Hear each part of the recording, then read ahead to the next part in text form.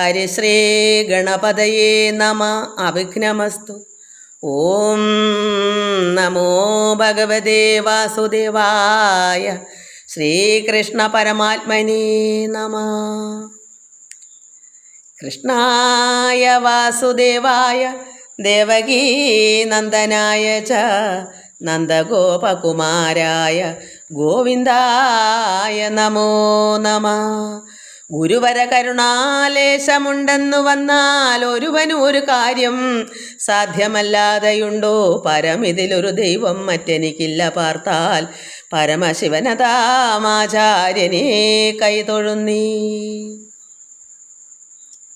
എല്ലാ ഭക്തമക്കൾക്കും എൻ്റെ വിനിതമായ പ്രണാമം. നമുക്ക് ഭാഗവത കീർത്തനം 1-2 ഖണ്ഡിക ചൊല്ലാം. 4-ാമത്തെ പാദം. കല്യാണമാർന്ന ഹരിലീലാമൃതം നൃവര ചൊല്ലാം കുറഞ്ഞതു ചെവിക്കൊള്ളുക പാപഹരം. എല്ലാം പറഞ്ഞിടുവതില്ലാരുമെന്നറിയ നല്ലൊരു വിഷ്ണു കഥ. നാരായണായ നമ. നാരായണായ നമ. നാരായണായ നമ. നാരായണായ നമ. ഹരിശങ്കരായ നമ. നാരായണ സകല സന്താപനാശന ജഗന്നാഥ വിഷ്ണു ഹരി. നാരായണായ നമ. കാര്യങ്ങൾ കർത്തൃകരണം കാരണം ക്രിയകൾ കാലസ്വരൂപി ഹരി. തൻ്റെ വിലാസമിതു വീര്യങ്ങൾ ചേരും അവതാരങ്ങളുണ്ടു പല. കാര്യാനുരൂപി ഹരി. നാരായണായ നമ. കിട്ടാഞ്ഞു വേദം ഉഴലും നേരം ആദികവി പെട്ടെന്നു മത്സ്യവടിവായി കൃപാജലധി. പൃഷ്ഠീധരിച്ചു ജലധൗ കൂർമ്മരൂപി ദിവി തട്ടും മഹാഗിരിയെ. നാരായണായ നമ. കീറിക്കളഞ്ഞ കിറുകൊണ്ടം മഹാസുരനെ വാരാഹസിംഹ ഉയരത്താക്കി ഭൂമിയെയും. നാരായണാക്ഷര വിരോധിക്കു മൃത്യുനര സിംഹോപഭൗതതനു. നാരായണായ നമ. നാരായണായ നമ. നാരായണായ നമ. നാരായണായ നമ. ഹരിശങ്കരായ നമ. നാരായണ സകല സന്താപനാശന ജഗന്നാഥ വിഷ്ണു ഹരി. നാരായണായ നമ. കല്യാണമാർന്ന ഹരി, അത് മംഗളകരവും, അതായത് രാജാവേ മംഗളകരവും അമൃത തുല്യവുമായ വിഷ്ണു ലീലകളെ, ഭഗവാന്റെ ലീലകളെ പറയാം. മംഗളകരമായ, അതാണ് അമൃത തുല്യമായ ഭഗവാൻ കൃഷ്ണൻ്റെ ലീലകളെ പറയാം. രാജാവേ കേട്ടുകൊള്ളുക, പരീക്ഷത്തെ കേട്ടുകൊള്ളുക. സുഖമഹാമുനി പറയുക, വിഷ്ണു കഥകളെല്ലാം പറയാൻ ആർക്കും സാധ്യമല്ലെന്നും അറിയുക. ഈ കഥകളൊന്നും തന്നെ പറയാൻ ആർക്കും എല്ലാം പറയണമെങ്കിൽ ആരാലും സാധ്യമല്ലെന്നും കൂടെ അറിയണം.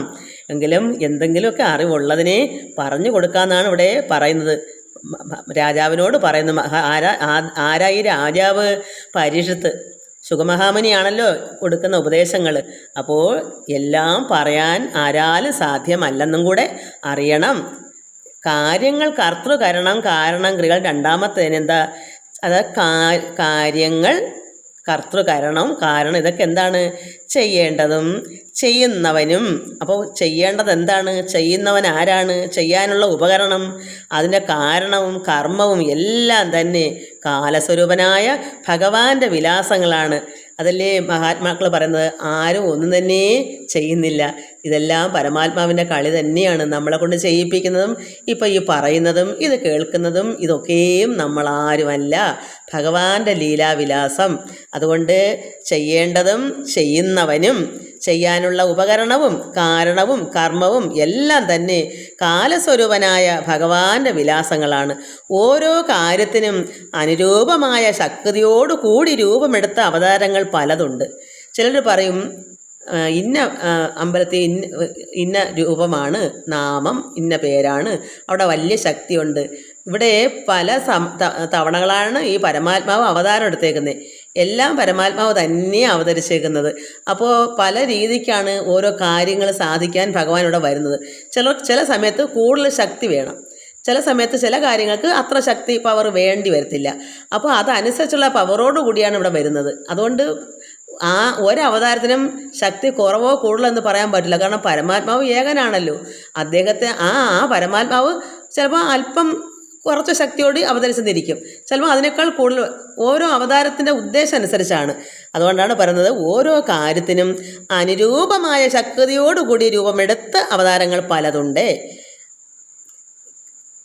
കിട്ടാഞ്ഞു വേദം ഉഴലുന്നേരും ആദി കവി. അതായത് വേദം നഷ്ടത്തിൻ്റെ നിന്ന് ബ്രഹ്മാവിൻ്റെ കയ്യിൽ നിന്ന് നഷ്ടപ്പെട്ടു പോയി.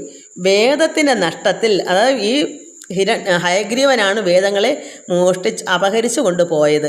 അപ്പോൾ വേദത്തിൻ്റെ നഷ്ടത്തിൽ ബ്രഹ്മാവ് വളരെ ദുഃഖിച്ചു. ദുഃഖം വന്നപ്പോൾ എന്ത് വന്നു? അപ്പോൾ കൃപാനിധിയായ ഭഗവാൻ, ബ്രഹ്മാവിനെ കൊണ്ട് വിഷമിക്കാനല്ലേ പറ്റൂ, ഇങ്ങനെ പല പല അവതാരങ്ങൾ എടുക്കാനൊന്നും കഴിവില്ലല്ലോ. അതുകൊണ്ട് ഭഗവാൻ അപ്പോൾ കൃപ തോന്നി ബ്രഹ്മാവിൻ്റെ ദുഃഖം കണ്ടപ്പോൾ. കാരണം വേദമെല്ലാം മോഷ്ടിച്ചുകൊണ്ട് പോയി ഹയഗ്രീവൻ. അപ്പോൾ ഭഗവാൻ എന്ത് വന്നു? കൃപാനിധിയായ ഭഗവാൻ പെട്ടെന്ന് തന്നെ മത്സ്യമായി അവതരിച്ചു. ഹയഗ്രീവൻ വേദങ്ങളെ അപഹരിച്ച് സമുദ്രഗർഭത്തിൽ ഒളിച്ചപ്പോൾ, കൊണ്ടുവന്ന് ഒളിപ്പിച്ചു വെച്ചാൽ അവിടെ മത്സ്യത്തിന് മാത്രമല്ല നീന്തി പോകാൻ പറ്റൂ. അതുകൊണ്ട് ഭഗവാൻ എന്തോന്ന് മത്സ്യരൂപമായി അവതരിച്ചിട്ട് ഭഗവാൻ അതുകൊണ്ട് ഒളിച്ചപ്പോൾ ഭഗവാൻ മത്സ്യരൂപമായി അവതരിച്ചാണ് വേദങ്ങളെ വീണ്ടെടുത്തത്. അപ്പോൾ പാലാഴി മഥനവേളയിൽ എന്തു വന്നു? സമുദ്രത്തിൽ താഴ്ന്നു പോകുന്ന മന്ദരപർവ്വതത്തെ ഉയർത്താൻ ഭഗവാൻ കൂർമ്മമായി അവതരിച്ചു. അപ്പോൾ ഓരോ സമയത്തും ഓരോ രീതിയിലാണ് ശക്തി എടുത്ത് വരുന്നതും അവതാര ലക്ഷ്യങ്ങൾ. ആ ലക്ഷ്യം അനുസരിച്ചാണ് കൂർമ്മമായി വന്ന് ഇത്രയും വലിയൊരു പർവ്വതത്തെ, മന്ദരപർവ്വതത്തെ പൊക്കി നിർത്താനും അത് താഴേക്ക് പോകാതെ ലംബമായി നിൽക്കത്തക്കവണ്ണം ഭഗവാൻ എൻ്റെ മുകളിലും പക്ഷിയായി വന്നു. അങ്ങനെ കൂർമ്മമായി അടിയിൽ മന്ദരപർവ്വതത്തിൻ്റെ അടിഭാഗത്ത് വന്ന് ഉയർത്തിപ്പിടിച്ചു. അപ്പോൾ ഒരു മത്സ്യത്തിന് വേണ്ടുന്ന വേദത്തിന് വലിയ ബലം വേണ്ടി വരത്തില്ല. അതുപോലല്ല ഈ പർവ്വതത്തെ പൊക്കാൻ. അപ്പോൾ ഓരോ സമയത്തും ഓരോരോ ശക്തിയിലാണ് വരുന്നത്. ആള് എപ്പോഴും ഒന്ന് തന്നെയാണ്. അതുകൊണ്ട് പാലാഴി മഥനവേളയിൽ സമുദ്രത്തിൽ താഴ്ന്നു പോകുന്ന മന്ദര പർവ്വതത്തെ ഉയർത്താൻ ഭഗവാൻ കൂർമ്മമായി അവതരിച്ചു. ഇനി കീറിക്കളഞ്ഞ കൊണ്ട മഹാസുരനെ, അതാ എന്താ വെച്ചാൽ തേറ്റ കൊണ്ടാണ് ഹിരണ്യാക്ഷനെ പിളർന്ന് എറിഞ്ഞ്. എന്തൊരു തേറ്റ? പന്നി, വാരാഹം, പന്നി ശ്രേഷ്ഠനായി വന്നു. ഭഗവാൻ പന്നിയായി വന്നാണല്ലോ ഹിരണ്യാക്ഷനെ ഭൂമിയെ ഉയർത്താൻ, ഭൂമിയും കൊണ്ടുപോയി. അപ്പോൾ ഭൂമിയെ, ഇത്രയും ഒരു വലിയൊരു ഭൂമിയെ ഉയർത്തിക്കൊണ്ട് വരണമെങ്കിൽ ഒത്തുകൂടെ ബലം വേണം. അതിന് വലിയൊരു പന്നി ശ്രേഷ്ഠനായിട്ട് വന്ന്, പന്നിയിലെന്ന് വെച്ചാൽ അതിശ്രേഷ്ഠ ഒരു പർവ്വതം പോലൊരു പന്നിയായി വന്നെങ്കിലേ വെക്കൂ. അതുകൊണ്ട് ആ പന്നിയുടെ തേറ്റ കൊണ്ടാണ് ഹിരണ്യാക്ഷനെ പിളർന്നെറിഞ്ഞ്, എന്നിട്ടാണ് ഭൂമിയെ ഉയർത്താൻ പന്നിയായി നാരായണൻ എന്ന ഭഗവാൻ അവതരിച്ചത്. പിന്നെയോ അക്ഷരങ്ങളോടും പോലും വിരോധം കൈക്കൊണ്ടതാരാ? ഹിരണ്യകശിപു. നാരായണ എന്ന് മകൻ വിളിക്കുമ്പോൾ അവിടെ എന്താ നീ നാരായണ എന്ന് വിളിക്കുന്നത്? എൻ്റെ ശത്രുവാണെന്ന് പറയാണല്ലോ കുഞ്ഞിനെ കൊല്ലാൻ ശ്രമിക്കുന്നത്. അപ്പോൾ ആ അക്ഷരത്തിന് പോലും വിരോധം കൈക്കൊണ്ട്, നാരായണൻ എന്ന അക്ഷരങ്ങളോട് പോലും വിരോധം കൈക്കൊണ്ട ഹിരണ്യകശിപുവിനെ വധിക്കാൻ നരസിംഹമായും ഭഗവാൻ അവതരിച്ചു. അപ്പോൾ എത്രമാത്രം പല പല രീതിയിൽ ഭഗവാൻ, ഒരേ പരമാത്മാവ് പല രീതിയിൽ അവതരിക്കുന്നു, പല വലിപ്പത്തിൽ പല ശക്തിയിലൊക്കെയാണ് വന്നേക്കുന്നത്. അറിവില്ലാത്തവർ പറയും ഇന്നാർക്ക് ഭയങ്കര ശക്തിയും ഇന്നാർക്ക് ശക്തി പറയും. ഇതെല്ലാം പരമാത്മാവ് ഏകനാണല്ലോ. അവിടെ എത്ര ശക്തിയും എത്ര കുറവും കൂടുതലും ഒന്നുമില്ല. അവിടെ ഒരേ സമം തന്നെയാണ് ഈശ്വരൻ്റെ ശക്തി. വേണ്ടുന്നിടത്ത് വേണ്ടുന്ന രീതിയിലെടുക്കും, അത്രയേ ഉള്ളൂ. നമ്മളൊരു കുട്ടിയെ ചെറുതായിട്ട് അടിക്കണമെങ്കിൽ നമുക്ക് കൊച്ചൊരു കമ്പെടുക്കും. അതേസമയം ഇച്ചിരി വലിയൊരാളാണെങ്കിൽ നമുക്ക് വലിയൊരു അടിയാണ് കൊടുക്കണമെങ്കിൽ വലിയൊരു കമ്പെടുക്കും. കുഞ്ഞുങ്ങൾക്ക് പറ്റിയ രീതിയിലുള്ള കൊച്ചു കമ്പും വലിയ കമ്പും അതുപോലെ തന്നെയാണ് ഇതും. എല്ലാവർക്കും നമസ്കാരം. 5-6 മക്കളുടെ പേരും കൂടെ പറയാം. വത്സല മകളുടെ അഭിപ്രായം കേട്ടു, രാധ മകളുടെ അഭിപ്രായം കേട്ടു. അതും ഈ പറഞ്ഞതുപോലെ മക്കളെ ഓരോരുത്തർക്കും ഓരോരോ അളവാണ്. ഇതെല്ലാം നമ്മൾ മനസ്സിലാക്കണം. എല്ലാ മക്കൾക്കും ഒരേ അളവല്ല, ഒരേ തൂക്കമല്ല. പ്രായവും അതുപോലെ, ശക്തിയും അതുപോലെ തന്നെ ഈ അനുഗ്രഹങ്ങളും അതുപോലെ. നമ്മൾ എത്രമാത്രം ആർജിച്ചെടുക്കുന്നു, കഴിഞ്ഞ ഓരോ ജന്മങ്ങളെ ആർജിച്ച് വരുമ്പോഴാണ് കൂടുതൽ വരുന്നത്. അതുപോലെയാണ് എല്ലാ സംഗതിയും. ഗീതാ നായർ, ശ്രീല, വത്സല, രാധ, രുക്മിണിമോഹൻ, ഗോകുൽ, ജയാനിൽ, പ്രസന്ന, സ്മിത, ഓമനയമ്മ, ശ്രീരശ്മി, ബിന്ദു പ്രദീപ്, ബിജി ബിജു, ജഗദമ്മ, താരാ മനോജ്. അപ്പോൾ ആ മക്കളുടെയൊക്കെ ഓരോ അവസ്ഥയും ഇതുപോലെയാണ്. അതുകൊണ്ട് ആരും ഭ്രമിക്കണ്ട. നമ്മൾ എത്രമാത്രം ഭഗവാനെ സ്നേഹിക്കും, ഭക്തിയും വർദ്ധിക്കും, അതനുസരിച്ചാണ് നമുക്ക് പിന്നെ നമ്മുടെ വിഷയങ്ങളെയൊക്കെ, നമ്മൾ പലരും എങ്ങനെയാണ്, നമുക്ക് ഓരോ വിഷയങ്ങളെ പറ്റിയാണ് ഭഗവാനെ ചിലർ പ്രാർത്ഥിക്കുന്നത്. ഭഗവാനെ ഓരോ ദുഃഖങ്ങൾ പറയാതിരിക്കാൻ പറ്റത്തില്ലല്ലോ, എല്ലാം നമുക്ക് വേണമല്ലോ. അപ്പം വേണ്ടുന്ന സമയത്ത് അതെല്ലാം നമുക്ക് ഈ ലോകചിന്തയിലുള്ള എല്ലാം പൂർത്തീകരിച്ച് വരുമ്പോൾ വീണ്ടും നമുക്ക് ഭഗവാന് എല്ലാ കാര്യവും സാധിച്ചാൽ പിന്നെ കിടന്ന് 1, 2 പിടിക്കേണ്ട കാര്യമില്ല. നമ്മുടെ പ്രായം കഴിഞ്ഞ് വരുമ്പോൾ നമ്മുടെ കാര്യങ്ങളൊക്കെ ഓക്കെ ആയെന്ന് കണ്ടാൽ, കുട്ടികളൊക്കെ സ്വന്തം കാലിൽ നിൽക്കുന്ന കാണുമ്പോൾ നമുക്ക് പതുക്കെ അതിൽ നിന്നെല്ലാം മനസ്സ് മാറ്റി എനിക്കിനി ഞാൻ ജനിച്ചതെന്തിനാ, എനിക്കെന്തിനാ, എൻ്റെ നേട്ടം എന്താണ്, എനിക്കെന്തോ ഞാൻ ജനിച്ചതിൻ്റെ അർത്ഥം എന്തായി. അപ്പം നമുക്ക് മനസ്സിലാകും നമ്മൾ ഈ ലോകത്ത് ജീവിക്കാൻ വേണ്ടിയല്ല വന്നത്. നമ്മൾ കുറേ കർമ്മങ്ങളൊക്കെ ചെയ്ത് പരമാത്മാവിൽ ലയിക്കാനാണ് വന്നതും കൂടെ ഒരു ഓർമ്മ വന്നാൽ നമ്മൾ ഭഗവാനെ അത്രത്തോളം അകമഴിഞ്ഞ് സ്നേഹിച്ച് ഭക്തി വർദ്ധിക്കുമ്പോൾ നമുക്കും ഭഗവാന്റെ കൃപയും അനുഗ്രഹമൊക്കെ ഉണ്ടാകും. ഈ മോക്ഷം വേണോ, മോക്ഷം കിട്ടും. അതല്ല ഈ ജന്മം കിട്ടിയില്ലയോ, നമുക്ക് ഖേദിക്കേണ്ട. നല്ലൊരു ജന്മം അടുത്ത ജന്മം വരുമ്പോൾ അതിൻ്റെ ഉപരിയായി ഒത്തിരി കടുപ്പമായി ഭക്തി വർദ്ധിച്ച് വന്ന് ജനിക്കാം. നമുക്ക് ഭാഗവതം ബാക്കി വായിക്കാം. നമ്മൾ കഴിഞ്ഞ ദിവസം വായിച്ചത് യശോദാമ്മ പാലൊക്കെ കൊടുത്ത് കുഞ്ഞിനെ സന്തോഷിച്ച് മടിയിലിരുത്തി സന്തോഷം കൊണ്ടിരുന്ന സമയത്ത് അതുമല്ല, യശോദാമ്മ ശരിക്ക് ഭഗവാനെ പ്രാർത്ഥിച്ചു. ഭഗവാൻ എന്തെല്ലാം രക്ഷ ചെയ്തിരുന്നു, കുഞ്ഞിൻ്റെ പല കാര്യങ്ങൾ വന്നപ്പോൾ രക്ഷിച്ചു. നാരായണൻ എന്തെല്ലാം സ്നേഹവും ഒക്കെ തന്നു. ഇതൊക്കെ പറഞ്ഞുകൊണ്ടിരുന്നപ്പോഴാണ് കുഞ്ഞിൻ്റെ ഒരു കോട്ടുവായിട്ട്, അപ്പോൾ ഭഗവാൻ കുഞ്ഞിൻ്റെ വായിൽ കൂടെ ലോകം മൊത്തവും അവരെ കാണിച്ചു. ഒടുവിൽ അവർ കണ്ട് സൂര്യനെയും ചന്ദ്രനെയും എല്ലാം കണ്ട് നക്ഷത്രങ്ങളും മൊത്തവും കണ്ടു വന്നപ്പോൾ അവർക്കൊന്ന് വിറയിൽ വന്നു. അപ്പോൾ ഇതിനെ കണ്ട് വന്നപ്പോൾ അല്പം ഇതിന് എന്താന്ന് അറിയില്ലല്ലോ, അങ്ങനെ അവരൊന്ന് കണ്ണങ്ങ് അടച്ചപ്പോൾ എന്താ, തണ്ടാലർ മാനീ വല്ലഭൻ അകത്തണ്ടിൽ ഉറച്ചു. അങ്ങനെ ഭഗവാൻ അവിടെ ഈശ്വരനാണ്, എൻ മകൻ ഈശ്വരനെന്ന് അവർ ഉറച്ചു. പക്ഷേ അവർ മായ കൊണ്ട് അത് മറപ്പിച്ചു. ഭഗവാൻ കുണ്ഠത കൊണ്ട് മറച്ചതു മായയും. അങ്ങനെ അവർ വിഷമിച്ചാണ് വിറച്ചിട്ടാണ് സംഭ്രമിച്ച് കണ്ണങ്ങടച്ചു. പക്ഷേ അവർ പിന്നെ അത് മായയാൽ ദൈവം എന്ത് ചെയ്തു, മറച്ചു പിടിച്ചു. അതിനുശേഷം ഈ യശോദാമ്മ എന്താ വിചാരിച്ചത്, സന്തതം എൻ മകനെന്നൊഴിഞ്ഞില്ല ഒരു ചിന്തയും. അങ്ങവൾക്ക് ഇങ്ങനെ നിത്യവും പിന്നെ ഈ കുഞ്ഞല്ലാത്ത ഒരു ഓർമ്മ അവർക്കില്ല. എപ്പോഴും കുഞ്ഞിനോടുള്ള ശ്രദ്ധയും സ്നേഹവും ഭക്തിയും, അതാണ് ഒരു ചിന്ത. മറ്റൊരു ചിന്തയും അവർക്ക്, ലോകത്തിലെ മറ്റൊരു ചിന്തയും അവർക്കില്ല. അങ്ങനെ ഇരുന്നപ്പോഴേ അപ്പം ഗർഗ ആഗമനവും നാമകരണവും അങ്ങനെ ഇരുന്നപ്പോൾ ഗർഗമഹാമുനി അവിടേക്ക് വന്നു. ആഗമം വെച്ചാൽ വന്ന് എന്തിനാ, നാമകരണവും ചെയ്യുന്നു കുഞ്ഞുങ്ങൾക്ക്. അത് വസുദേവർ പറഞ്ഞു വിട്ടതാണ്. നന്ദഗോപര വന്നതിന് ശേഷമാണ് അറിയുന്നത്. യഥാർത്ഥം പൊട്ടിക്കാൻ പറ്റത്തില്ലല്ലേ, വസുദേവർ പറഞ്ഞു വിട്ടാന്ന് പറഞ്ഞാൽ വസുദേവർക്ക് എന്താ അവകാശം എന്ന് നന്ദഗോപർ വിചാരിക്കത്തില്ലേ. അതുകൊണ്ട് രഹസ്യമായി പറഞ്ഞ് ഇങ്ങനെ ഈ ഗർഗമഹാമുനി അവിടുത്തെ ഗുരുവാണ്, യദുകുലത്തിലെ ആചാര്യനാണ്. അദ്ദേഹത്തിനെ ഇവിടേക്ക് പറഞ്ഞു വിട്ട്, വസുദേവരുടെ മകനാണല്ലോ കണ്ണൻ. ചെന്താമരാക്ഷനാം പുത്രനെ കണ്ട് അന്തർമുദ വസിക്കുന്നാളൊരു ദിനം, പണ്ടേ യദുകുല ആചാര്യനായുള്ളവനുണ്ടല്ലോ ഗർഗമുനീന്ദ്രൻ, അവനോട് കണ്ടു പറഞ്ഞു വസുദേവർ. അപ്പോൾ പണ്ടേ യദുകുലത്തിലെ ആചാര്യനാണ് ഗർഗമുനി. ഗർഗമുനിയെ കണ്ട് ആര് പറഞ്ഞു, വസുദേവർ. അപ്പോൾ വസുദേവരാണേ പറഞ്ഞത്. എന്താ പറഞ്ഞത്, താൻ അയച്ച് ഇണ്ടൽ ഒഴിഞ്ഞു വിളങ്ങും മുനീശ്വരൻ താനങ്ങ് നന്ദഗോപാലയം പുക്കളവാനായർ ഗോനവനെ കണ്ടു സാദരം. അങ്ങനെ ഗർഗമുനിയോട് പറഞ്ഞു ഇവിടെ കുഞ്ഞിനടുക്കലേക്ക് വരണമെന്നെല്ലാം പറഞ്ഞ് അതനുസരിച്ച് വന്നപ്പോൾ നന്ദഗോപാലയം പുക്ക്, അതായത് വ്രജത്തിൽ നന്ദഗോപരുടെ അടുക്കലേക്ക് വന്നു. ആര് പറഞ്ഞു വിട്ടു, വസുദേവർ.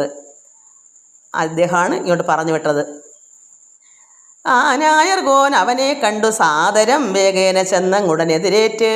അങ്ങനെ നന്ദഗോപാലയത്തിൽ വന്നപ്പോൾ നന്ദഗോപർ കണ്ടപ്പോൾ എന്ത് വന്നു, ഈ ഗർഗമഹാമുനി വെക്കം തന്നെ ചെന്ന് എതിരേറ്റ് സാദരം വേഗേന ചെന്നുടനങ്ങ് എതിരേറ്റുകൊണ്ട് ആഗമിച്ച് കൊണ്ടുവന്ന് ആലയം ബുക്ക് ഭവനത്തിൽ കൊണ്ടുവച്ച് എന്താ ചെയ്ത്, സവിദ്രുതം ഭദ്രപീഠോ ഉപരി വച്ചു.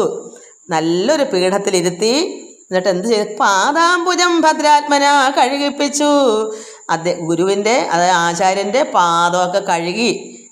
എന്നിട്ട് തജ്ജലം ഔലോ ധരിച്ച് ആ കഴുകിയ വെള്ളം അത് തീർത്ഥമാണ്. ആചാര്യന്മാരുടെ കാല് കഴുകുന്ന തീർത്ഥം ആണ്. അതെന്ത് ചെയ്തു? ഈ നന്ദഗോപുരം മൗലവും അത് ശിരസിൽ തളിച്ചിട്ട് ധരിച്ച ആർദ്രദേഹനായി വീണുടൻ അത്രത്തോളം സന്തോഷത്തോടു കൂടി ഈ മഹാമുനിയുടെ മുമ്പിൽ ആർദ്രദേഹനായി വീണ് കാലണയെങ്കിൽ നമസ്കരിച്ചിടിനാൻ. ഗുരുവിൻ്റെ പാദത്തിൽ വീണങ്ങ് നമസ്കരിച്ചു നന്ദഗോപര്. ഒരു ഗുരുവല്ലയോ, ആചാര്യനല്ലയോ? അത്രമാത്രം മഹാത്മാവാകുമ്പോൾ ദൈവത്തിന് തുല്യമായാണ് എല്ലാവരും കാണുന്നത് ഗർഗമഹാമുനി. അപ്പോൾ ഇദ്ദേഹം പരമാത്മാവായ ഈശ്വരനെ തുല്യമായി അങ്ങ് കണ്ടു. അവിടെ രണ്ട് പാദത്തിലും വീണ് നമസ്കരിച്ചിട്ട് മാധവ ബുദ്ധിയ പുനരെഴുന്നേറ്റ് അതിപ്രീതനായി മാമുനിയെ തൊഴുത് ഇങ്ങനെ ചൊല്ലിനാൻ. എഴുന്നേറ്റിട്ട് വീണ്ടും പ്രീതനായി തൊഴുതിട്ട് പറയുന്നു. എന്താ പറയുന്നേ? അല്ലലിൽ വിഷമത്തിൽ. നമ്മളെല്ലാവരും വീട്ടുകളിൽ വിഷമമുണ്ടല്ലോ. ഇപ്പോൾ ആ കുഞ്ഞിനെ കൊണ്ട് തന്നെ കുഞ്ഞിന് വേണ്ടി എത്രമാത്രം ദുഷ്ടന്മാരാണ് അവിടെ വന്നത്. അപ്പോൾ അതൊക്കെ ഓരോ സമയങ്ങളിൽ വരുന്നതെല്ലാം അല്ലലാണ്, വിഷമമാണ്. ഈ വിഷമങ്ങളിൽ അല്ലലിൽ വീണുഴലും മമ നല്ലത് മേന്മേൽ വരുത്തുവാനായി മുതാ കല്യാണവാരുധിയാം ഭവാനിങ്ങെഴുന്നള്ളിയ മൂലം പവിത്രനായേനഹം. ഈ വിഷമിച്ചിരിക്കുന്ന എനിക്ക് കല്യാണവാരുധിയായിരിക്കുന്ന ഭവാൻ, മഹാത്മാവായിരിക്കുന്ന അങ്ങ്, കല്യാണിച്ച അത്രമാത്രം തേജസ്സോടു കൂടിയിരിക്കുന്ന ഭവാൻ ഇവിടേക്ക് എഴുന്നള്ളിയ മൂലം ഞാൻ പരിശുദ്ധനായി എന്നിവിടെ നന്ദഗോപര് പറയുന്നു. ഇങ്ങനെയുള്ള ദിവ്യാത്മാക്കളാകിയ നിങ്ങൾ ചിലർ തെളിവോട് എഴുന്നള്ളിയാൽ, ഇത്രമാത്രം ദിവ്യാത്മാക്കളാകുന്ന ഇങ്ങനെയുള്ള മഹാത്മാക്കൾ ഇങ്ങനെ എഴുന്നള്ളിയാൽ, ചിലർ തെളിവോട്, എന്താ തെളിവോട്? പ്രകാശത്തോടാണ് അവർ വരുന്നത്. അത്രമാത്രം തേജസ്സാണ് ഈ മഹാത്മാക്കൾക്ക്. അവർ തേജസ്സോടുകൂടി ഇങ്ങനെ എഴുന്നള്ളിയാൽ പിന്നെ ഇവിടെയുള്ള ആപത്തുകൾ ഒഴിഞ്ഞ് അന്യുഹം നല്ലത് വന്നുകൂടും ദൃഢം. അപ്പോൾ ഈ തേജസ്സും പ്രകാശമൊക്കെ എങ്ങനെയാണ് ഉണ്ടാകുന്നത്? പരമാത്മാവിൽ നിന്നല്ലേ അതൊക്കെ വരുന്നത്. ഈ ലോകം മൊത്തം, പ്രപഞ്ചം മൊത്തം ഈശ്വരൻ്റെ ചൈതന്യമല്ലേ. അപ്പോൾ ഒരു മഹാത്മാവിൽ അത് വരണമെങ്കിൽ ഭഗവാന്റെ ചൈതന്യമാണ്. അങ്ങനെയുള്ള പ്രകാശമുള്ളൊരു മഹാത്മാവ് ഒരു ഭവനത്തിൽ വരുമ്പോൾ ആദരിച്ച് കാലൊക്കെ കഴുകി ആ തീർത്ഥം ശിരസിൽ തളിച്ച് വീണ് നമസ്കരിച്ചു എഴുന്നേറ്റ് ഭംഗിയായിട്ട് നന്നായി വിനയത്തോടുകൂടി പറയുന്നു, ഇവിടെ അങ്ങ് എഴുന്നള്ളിയ മൂലം, തെളിവോട് എഴുന്നള്ളിയ മൂലം, തെളിവ് അതായത് മൂജാഷ്ട പോലെ അല്ല വന്നത്, സന്തോഷത്തോട് തെളിവോടുകൂടി പ്രകാശത്തോടുകൂടി വന്നതുകൊണ്ട് ഇവിടെയുള്ള ആപത്തുകളെല്ലാം പോയി അന്യുഹം നല്ലത് വന്നുകൂടും ദൃഢം. ഇവിടെ ഇനി നന്മ ഉണ്ടാകും എന്നാണ് നന്ദഗോപര് ഈ ഗുരുവിനോട് പറഞ്ഞത്, ഗർഗമഹാമുനിയടുത്ത് പറഞ്ഞത്. നിത്യം അത്യന്ത ശരണാഗതനായ ഭൃത്യനാ മുഖ്യ യദൂത്തമനാ തവ ശിഷ്യനും ചെറ്റൊരു ഭേദമില്ല എന്നതങ്ങുൾത്താരിലാമാർ അനുഗ്രഹിക്കണമേ.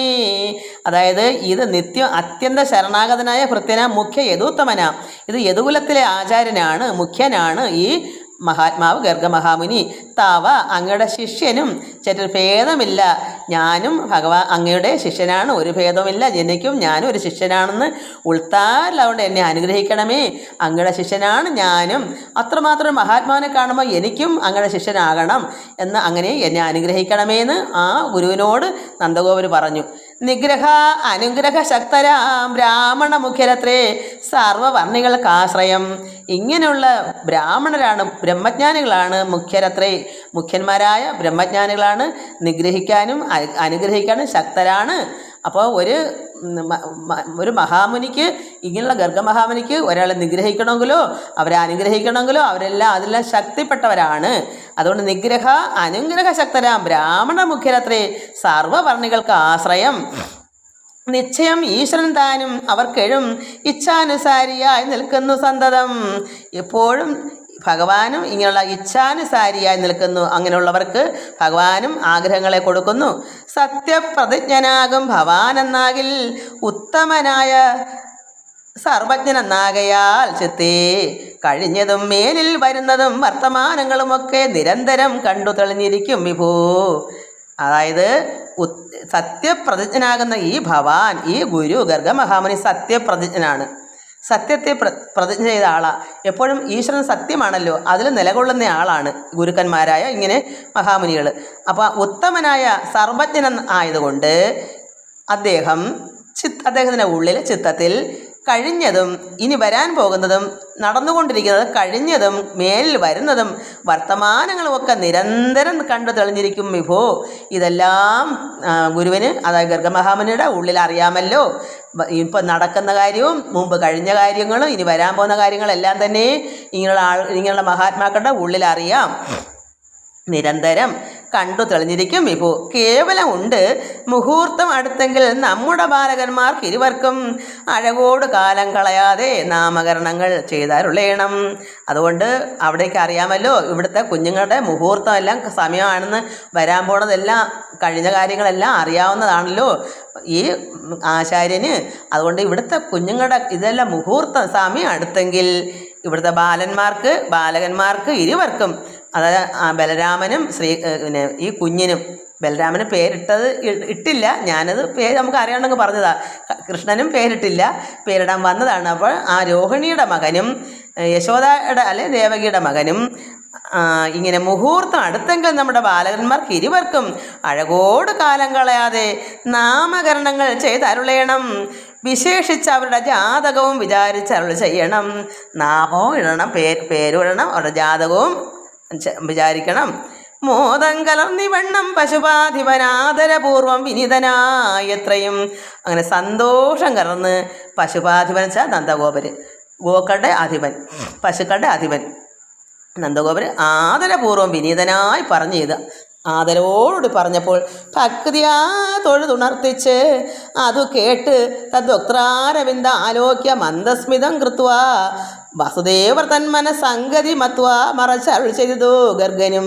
അപ്പോൾ ഭക്തിയാ തൊഴുത് ആദരവോട് പറഞ്ഞപ്പോൾ ഈ ഗുരു എന്താ പറഞ്ഞ, വക്താരബിന്ദം, ആ മുഖമല്ല ആലോക്യ മന്ദസ്മിതം പൂണിട്ട് കൃത്വ, എന്നിട്ട് എന്ത് ചെയ്തു, വസുദേവരുടെ തന്മന സംഗതി മത്വ മറച്ചു. വസുദേവർ പറഞ്ഞു വിട്ടാണെന്ന് പറയാൻ പറ്റൂ? അപ്പോൾ അറിയത്തില്ലേ വസുദേവരുടെ മകനാണെന്ന്? അതുകൊണ്ട് ഇതൊന്നും മറച്ചു വെച്ചിട്ട് അരുൾ ചെയ്തതു ഗർഗനും.